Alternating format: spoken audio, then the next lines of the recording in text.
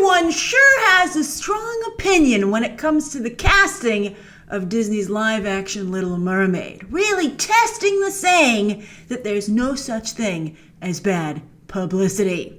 So today what I'm going to do is I'm going to list the new cast. I was like, how can I take an interesting approach to this? And I was like, I'm going to list the new cast selected by Disney, producer Lin-Manuel Miranda, and director Rob Marshall, a team which I think we can all agree does not inspire confidence, so we're all on the same page on that one. But I'm going to list them in order of best to worst. And I invite you to share your own rankings down below, because it's all about perspective. All right, so the best casting, I feel quite strongly, and I know some of you will disagree with me, but I'm going to make my case, is Halle Bailey as Ariel. Now, I know some of you support Disney's claim that the animated movie actually takes place off the coast of Italy. People are trying to float that theory recently again. But look, there's not a single Italian character or cultural reference in the entire damn movie. So no, but there are a ton of Caribbean references, right? From the music, to the characters, to the tropical fish, to the tropical locations. There's not any song that is has anything to do with Italy. There's no Italian food. There's absolutely nothing. So as I've said before, casting Halle Bailey actually corrects the cultural appropriation of the first movie. She's little, she can sing, she has the Disney look of big eyes and a little chin. She's the Little Mermaid. All right, so second, I'm actually going to go with Jonah Hauer-King as Prince Eric. I know, because I agree with you. The optics of a black mermaid obsessed with a white human and his culture, willing to abandon her home and her people for someone she's never met, even met, much less spoken to, and then he educates her about civilization. Those optics are horrible, right? And maybe the script is changing that. Maybe there's something we don't know about. Because, they do reimagine these movies, and I think they're going to have to reimagine that somehow, right? Maybe she's not quite as obsessed with human culture. Maybe she just wants, I don't know, changing to legs seems pretty permanent. I don't know how they can get around that, but I hope they're working on it. But no matter how that unfolds, I don't think it's Hauer-King's fault. He's just trying to get work, man, and I think people will realize that. Also, he looks like Prince Eric. He looks a lot like Prince Eric. He also comes from a super posh background, attending elite schools, Eton and Cambridge, plus all his former female co-stars apparently love him to pieces. So he's super lovable. Also, interestingly, on a side note, he doesn't seem to have any professional singing experience, but Prince Eric never actually sings. He has that duet from Broadway, which was in the live action, the TV version recently, but it just confused everyone because Ariel's not supposed to have a voice during that time period, so I think they could cut it. And maybe Prince Eric won't have a song in this movie. He'll have enough to do. Now, I'm not even saying that his casting won't hurt the movie. I think that it might. And it's a shame that an actor of color, I think I know there were certain ways they could go with it, but I think a lot of us wanted to see a black actor in this role. And when they race bend, who often so loses out? I think it's black male actors. They're still, but I mean, they're getting a lot of representation in other movies, I guess. But, I think romance is a category as well, which could use the representation. And I think that it would be nice to see a strong couple of color or a strong black couple in contrast to all the mixed couples that Hollywood has already presented us with. Hollywood has that represented at this point. But again, I don't think that Hauer-King will personally be blamed for any of this. And on his own, just singularly, he could make for a really great Prince Eric. All right, then Awkwafina as Scuttle. I like this casting a lot. Here, Disney has chosen to gender bend and race bend a character. But what's so great about Awkwafina's casting, this is the sweet spot, in that she perfectly captures the humor and energy of Buddy Hackett's original performance. It's great. It's like the recent news that Lena Headey is going to play Bill Sykes in a version of Oliver Twist. She's a great Bill Sykes. When you say you're going to gender bend Bill Sykes, you'd be like, are you kidding me? When you say it's going to be Lena Headey, you go, that's a great idea. I think it's the same thing in this case. Also, while Scuttle has no idea what he's talking about, he thinks he does, most of the time, but he always means well, and I think Awkwafina could play that vibe in her sleep, while also adding a modern hustler vibe that could be really cool.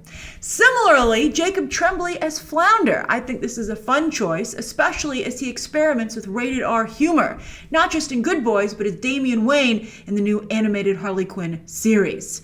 Tremblay might be cute and little, but he's developing quite the edge, which I would love to see show up now and then with his more modern Flounder. Let's upgrade Flounder to a true sidekick instead of a guppy groupie. Now we're getting to the not so good part of this list, right? These are my choices that I wish were different. The other ones, I would like to change Prince Eric, in a perfect world, but I think we can move forward with him. It is what it is, and I think that Jonah Hauer-King again is a good fit. But these casting choices I would change. All right, so Devine Diggs is Sebastian, third to last, not the worst. All right, Diggs, who got his big break in Lin-Manuel Miranda's Hamilton, although I feel he really was at the beginning of the downturn for Blackish when his character showed up. I think he's tough. I like him on his own, but I don't like it when he joins groups, to be honest with you. I mean, he's definitely a talented multi-hyphenate, but unlike Awkwafina and Hackett, he is not a match with Samuel E. Wright's original performance whatsoever. Diggs' brand of humor is slyer, more subtle, extremely low energy. I think his Sebastian will be very different, and I don't know if we want things to be that different with such an iconic character. It's weird.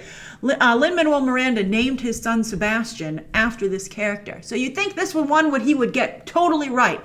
A lot of us feared he would play the role himself.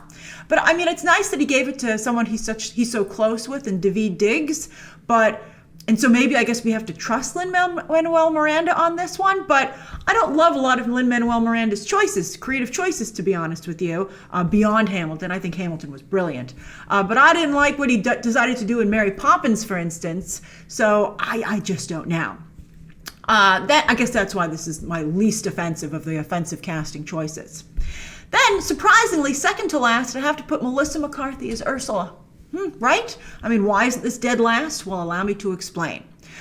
Well, the problem area is that it's just too damn obvious, right? As we've all been saying, it's like what? It was between her and Rebel Wilson is not as big a star.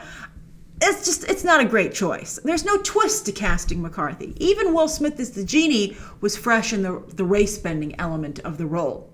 And McCarthy isn't enough of a slam dunk of a match with Pat Carroll either. I mean, that's what you got to do. You got to either nail it or you have to do something new, but in an interesting and positive way, right? Devine Diggs is new, but I don't think it's that positive either.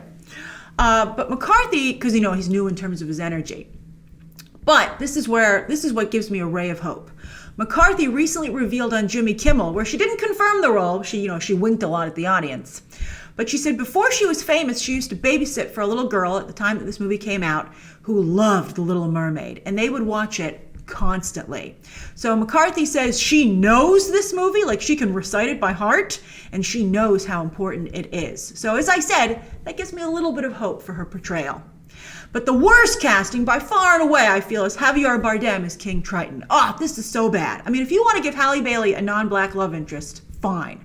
But to not even support her casting with an actor of the same ethnicity as her father, I think that this is just needlessly undercutting Bailey in the role. It makes her the odd fish out, and I think it gives ammunition to those who are against her in the role. I so am in favor of her casting, and I feel everything should be done to make it a success. Whereas I think this is the opposite of that. And he's not even an interesting choice. He's so on the money. He's so on the nose. He's so obvious, like Melissa McCarthy. It just seems boring and uninspired. That's the trick. You might be like, well, you said slam dunk, Grace, a perfect match. Yeah, but it has to be like a really vibrant match. It can't be like you didn't even try, right? That's where I'm coming from here. So that's my order of best to worst in terms of the casting. I'm curious to hear what your rankings are. Share those stats down below. Your hopes and concerns for the Little Mermaid live action movie. There have been a lot of successes so far. There's a lot expected of this movie, and I hope it can turn out as well as Beauty and the Beast and Aladdin did. I'm nervous, I'm real nervous. All right, share your thoughts down below. Subscribe today. And of course, as always, you can check out some more videos right now.